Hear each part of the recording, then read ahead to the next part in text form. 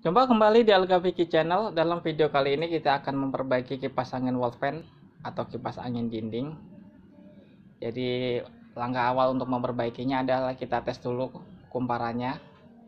Nah, salah satu cara mengetesnya adalah kita menggunakan multitester. Jadi kita tes kapasitornya, jika berjalan berarti kumparannya masih bagus. Jadi masih ada harapan untuk kita perbaiki. Jadi ininya kita buka semuanya dari cover depan, cover belakang, sehingga nanti untuk memperbaikinya akan lebih mudah. Kurang lebih seperti ini. Ini baut-bautnya aksesoris yang menempel pada kipas-kipasnya kita lepaskan semuanya. Jadi nanti kita akan tahu di mana posisi kerusakannya. Biasanya kalau kipas mati atau kipas tidak nyala, ada beberapa kemungkinan. Bisa karena sikirnya atau fuse-nya putus, bisa juga kumparannya terbakar, bisa juga kapasitornya yang melendung, atau faktor-faktor yang lain. Jadi yang pasti kita harus ngecek satu persatu. Nah, ini yang penting, motornya sudah kita cek, kumparannya masih bagus, masih berfungsi. Jadi kemungkinan cuman termafuse-nya saja. Jadi untuk melihat termafuse-nya kita buka terlebih dahulu mangkok depan dan mangkok belakangnya. Aksesorisnya kita lepaskan semuanya. Sehingga setelah baut-bautnya terlepas, nanti kita akan mengetahui tempat atau kedudukan dari termafuse atau sikringnya tersebut. Ini baut-bautnya yang kita lepaskan semua tentunya. Kurang lebih seperti ini. Jadi ini ada keningnya, kita lepaskan juga menggunakan palu. Jadi nanti kita congkel mangkoknya menggunakan obeng min tentunya. Kita tinggal keluarkan saja di antara sela-sela kabel. Nah, seperti ini. Jadi sikringnya atau fuse-nya itu ada di antara kumparan tersebut.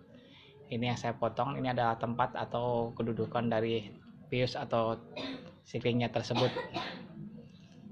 Jadi kita lepaskan dulu ke benangnya atau talinya. Jadi nanti kita akan mengetahui. Dan kita juga menggunakan multitester tentunya untuk mengetes fuse-nya atau sikringnya apakah hidup atau tidak. Kita lepaskan pelindungnya, pelindung dari sikring atau termafuse itu sendiri.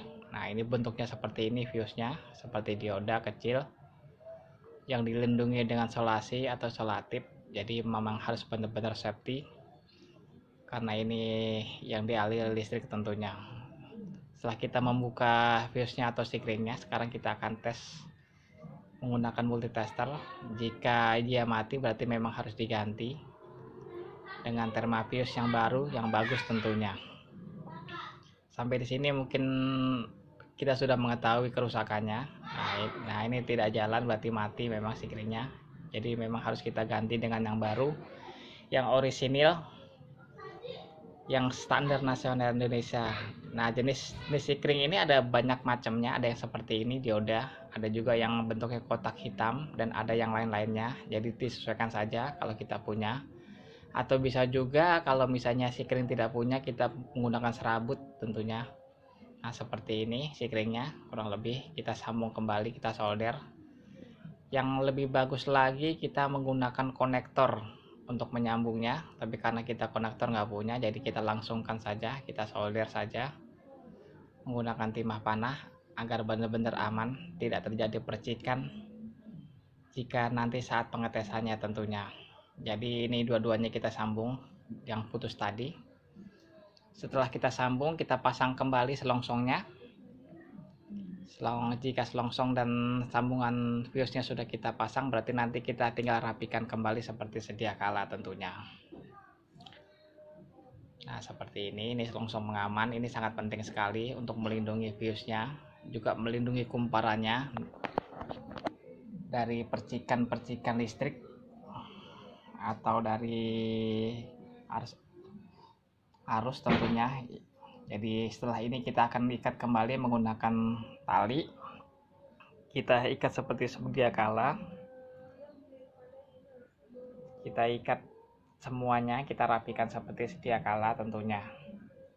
Nah, setelah selesai kita ikat, nanti kita akan tes ya, atau mungkin nanti berarti proses yang kita servis ini sudah selesai. Jadi kurang lebih seperti ini, cukup mudah bagi teman-teman yang punya kipas angin. Jadi tidak perlu, kalau rusak bisa dibetulkan sendiri.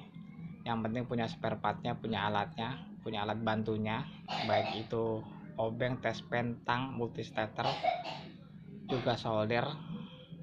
Jadi bisa dibetulkan sendiri tentunya. Jadi kita tidak perlu mengeluarkan biaya yang banyak untuk memperbaiki kipas angin.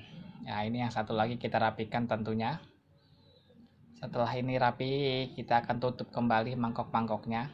Nah, setelah mangkok-mangkoknya kita tutup, berarti proses sudah selesai. Jadi aksesoris yang lainnya pun akan kita pasangkan kembali seperti sedia kala. Jadi kurang lebih seperti ini, cukup mudah, bisa dilakukan sendiri tentunya. Yang penting yang saya sebutkan tadi punya spare partnya. Kalau tidak punya spare partnya ya bisa menggunakan, kalau tidak punya sikringnya ya bisa menggunakan serabut kabel tentunya. Tapi yang lebih aman tentunya kita pakai sikringnya, sikring orisinil atau sikring yang lainnya, sebagai bentuk pengamanan untuk gulungannya atau untuk lilitannya tentunya. Nah, ini sudah selesai. Jadi aksesoris yang lain sekarang kita tinggal pasang tentunya. Terima kasih sudah menyaksikan video yang singkat kali ini, cara memperbaiki kipas angin wall fan atau kipas angin dinding. Jadi ini bisa dilakukan sendiri tentunya, cukup mudah. Nah, kurang lebih seperti ini bisa menjadi panduan tutorial tentunya. Terima kasih, sampai jumpa kembali pada video-video berikutnya. Bermanfaat tentunya. Terima kasih.